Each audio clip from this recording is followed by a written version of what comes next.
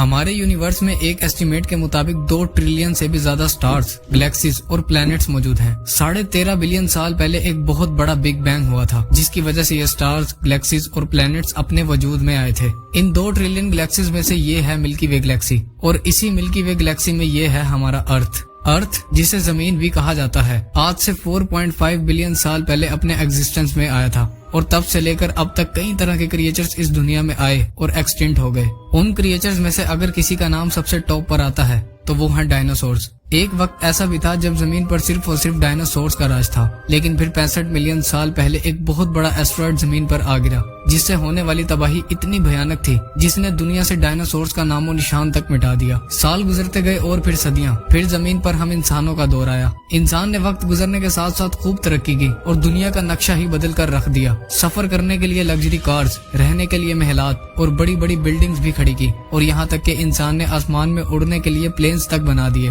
آج انسانوں کی پاپولیشن 8 بلین سے بھی زیادہ ہو چکی ہے اور مسلسل بڑھتی ہی جا رہی ہے۔ لیکن ایک لمحے کے لیے یہ امیجن کریں کہ اگر دنیا سے تمام انسان اچانک غائب ہو جائیں تو کیا ہوگا؟ انسانوں کے غائب ہو جانے کے بعد کیا یہ زمین باقی رہ پائے گی؟ اور ہم انسانوں کے بغیر یہ زمین کیسا نظارہ پیش کرے گی؟